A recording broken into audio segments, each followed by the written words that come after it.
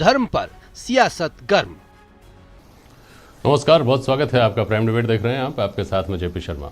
सियासत के धर्म का रास्ता पकड़ने की बहस नई नहीं है। न दक्षिणपंथी राजनीति के उभार का आधार ही धर्म है, और अगर दक्षिणपंथ देश में अपनी जगह बना पाया है तो ये मानना ही होगा कि इसके लिए पर्याप्त वैक्यूम उपलब्ध था, जिसके लिए कोई एक्सट्रीम अपीजमेंट को जिम्मेदार ठहराता है, कोई राइट विंग के कथित प्रोपेगेंडा पॉलिटिक्स पर दारोमदार डालता है।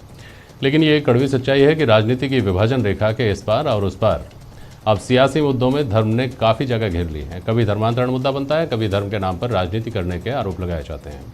तो आज प्राइम डिबेट में इस पर बहस करेंगे, इन सवालों के साथ कि सियासत को धर्म के रंग में रंगने के लिए जिम्मेदार कौन है। सियासत को बदलता धर्म या धर्म को बदलती सियासत। और धर्मांतरण का मुद्दा जब जब उछलता है तो किसका नफा होता है, किसका नुकसान।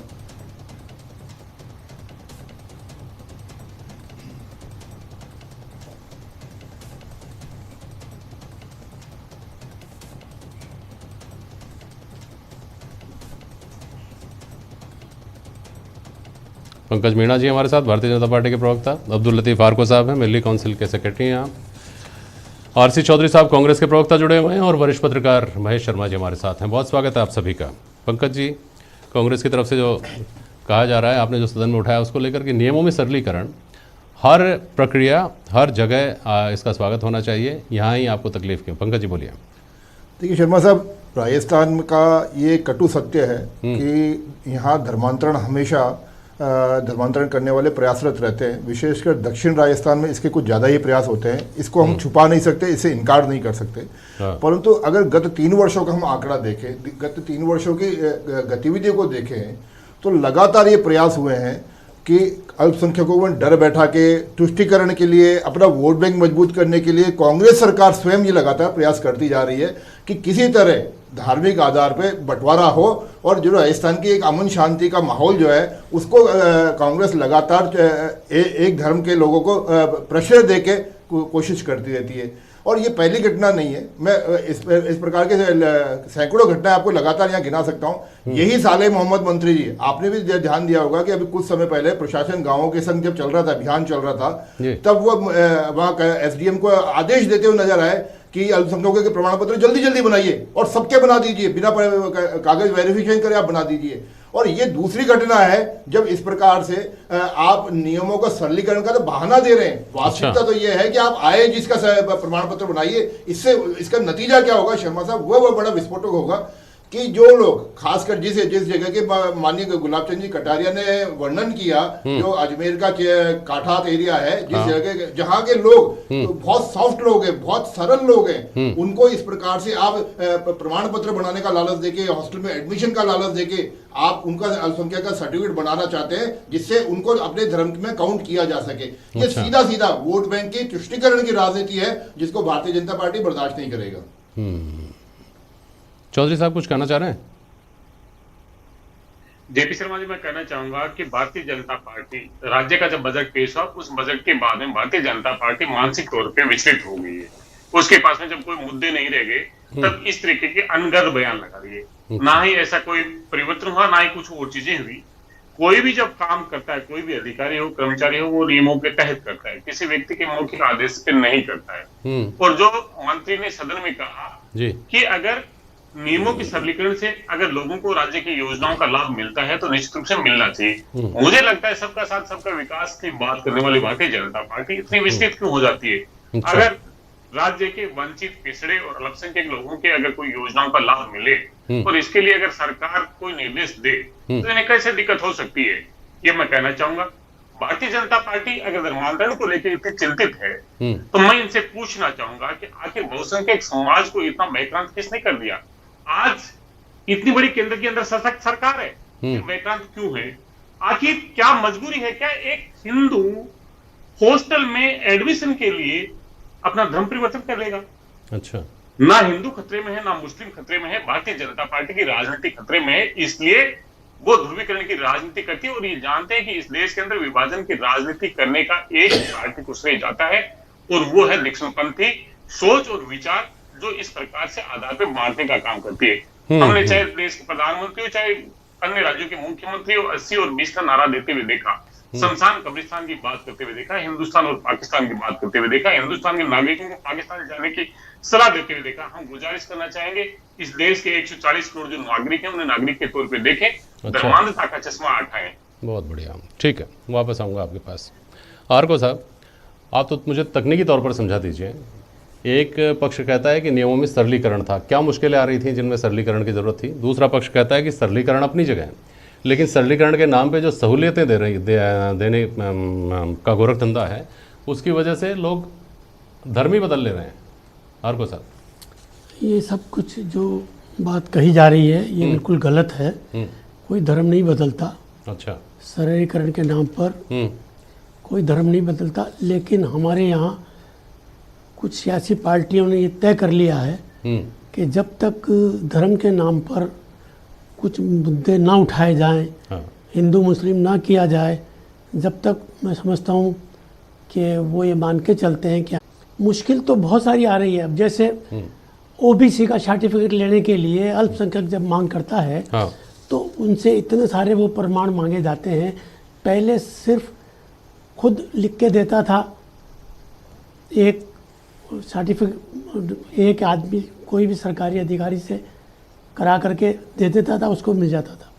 अभी एक एमएलए, एक पार्षद और 2 गवर्नमेंट में सर्विस करने वाले अधिकारी। अभी का मतलब कब से? अभी प्रेजेंटली पिछले कुछ टाइम से। हाँ, और ये केवल अल्पसंख्यकों की ओबीसी की बात कर रहे हैं या ओबीसी की ओवरऑल बात कर रहे हैं? देखिए, ये ओबीसी की ओवरऑल की जब बात कर रहे हैं तो फिर कहाँ ऐतराज होना चाहिए? ये ऐतराज यूँ होना चाहिए। हाँ, बताइए कि ओवरऑल में तो क्या है, सरकार में अब उनके कर्मचारी अधिकारी बड़ी तादाद में होते हैं।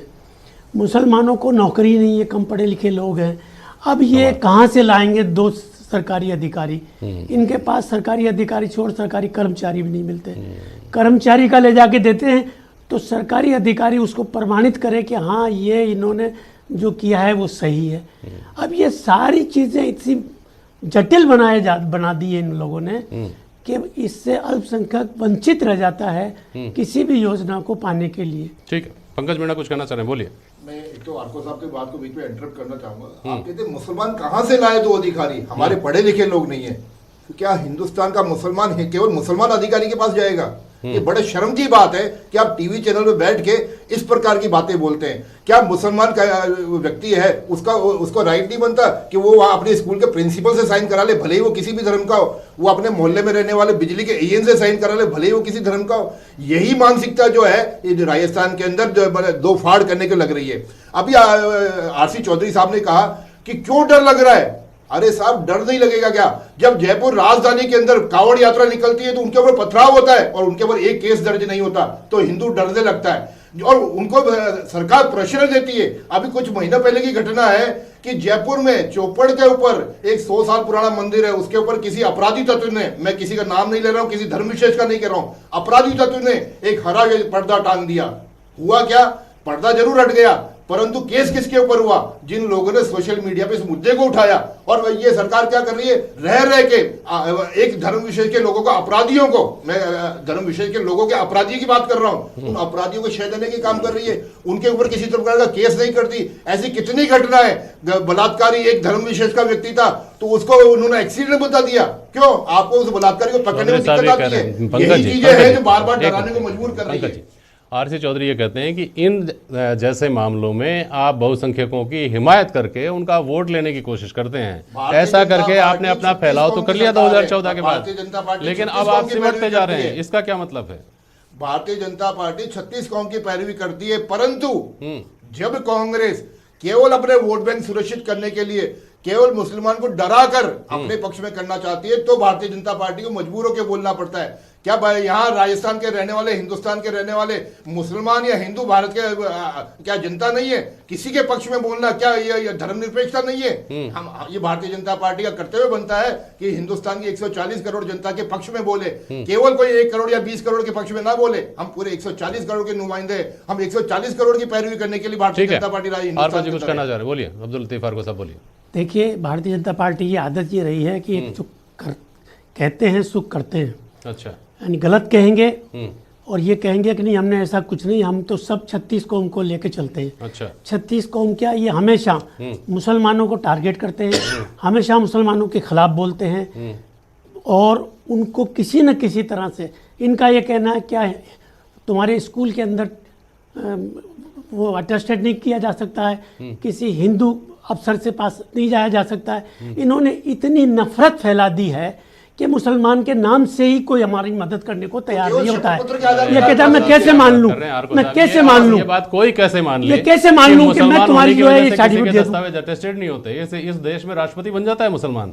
इस देश में अब्दुल लतीफ आर को अपना बहुत बढ़िया एक सोशल स्टेटस लेकर चल सकते हैं क्या? इस देश में ये मान करके चलें कि मुसलमान अपने दस्तावेज भी अटेस्ट नहीं करवा सकता किसी से?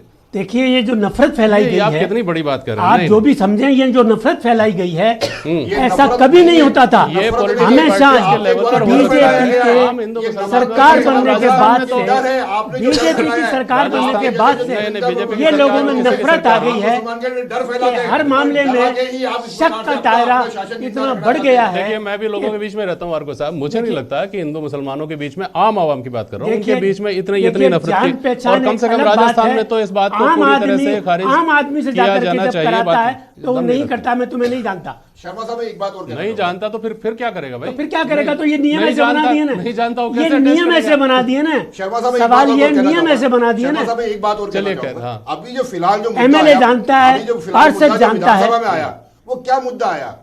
आपके साले मोहम्मद जी मंत्री जी कहते हैं कि शपथ पत्र के आधार पर आप उनको सर्टिफिकेट जारी कर दीजिए। ऐसा ही होता रहा था मैं कि शपथ पत्र देते थे और उनको मिल जाता था। मैं उदाहरण वो देता हूं, नियम आपको को खत्म सुनिए, कर दिए मैं उदाहरण देता हूं। अपने जमाने मैं में। पंकज मीणा आज एक शपथ पत्र बनाता हूं कि मेरे को अल्पसंख्यक का दर्जा दिया जाए, मैं अल्पसंख्यक हूं, क्या आप दे देंगे मेरे को? समस्या यह है आप सरकारी मशीनरी को बाईपास करके केवल मंत्री अपने लोगों को, नुमाइंदों को, अपने कुछ लोगों को फेवर करने के लिए ये कहता है कि शपथ पत्र के आधार पर सर्टिफिकेट दे दिया जाए। देखिए ये कैसे संभव है?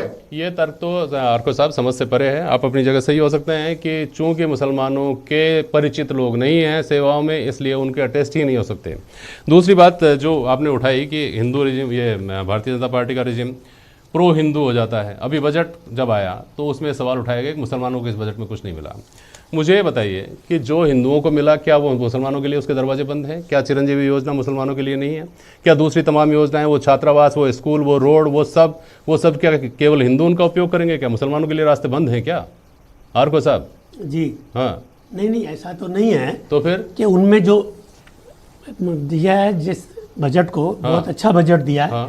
हमें बजट में कोई वो नहीं है, लेकिन जिस तरह इन्होंने बजट दिया है, अब जैसे हमारे मदरसा बोर्ड के जो है टीचरों के मामले को लेकर चल रहे हैं, मुझे समझा दीजिए कि और हिंदुओं को अलग से क्या उनको प्रोविजन किया तनख्वाह गया? 10,000 मिलेगी और दूसरों को 40,000 मिलेगी। ये बात तब तो क्या पढ़ाई होगी जब आप साहब? मुझे ये समझाएंगे कि हिंदुओं के लिए पर्टिकुलर या जैन सिखों के लिए, किसी और के लिए पर्टिकुलर क्या उसमें प्रोविजन किए गए और मुसलमानों के लिए नहीं किए गए? वो कहीं कोई जवाब है तो बताइए मुझे। नहीं, मेरा जवाब का मेरा तो ये कहना है कि जिस तरह से इनको बाकी लोगों के लिए जो इन्होंने रखा है, इस तरह से मुसलमानों के लिए भी बजट में वो प्रावधान होना चाहिए। मैं एग्जैक्टली वही बात बोल रहा हूँ आर्को साहब, जिसके लिए बराबर मांग की जा रही है, सबके लिए रखा है, सबके, वो गरीब के लिए भी है। वो अगर उस कैटेगरी में आ रहा है आदमी, तो वो चाहे हिंदू हो, चाहे मुसलमान हो, चाहे सिख हो, चाहे पारसी हो, चाहे जैन हो, तो सबके लिए है ना।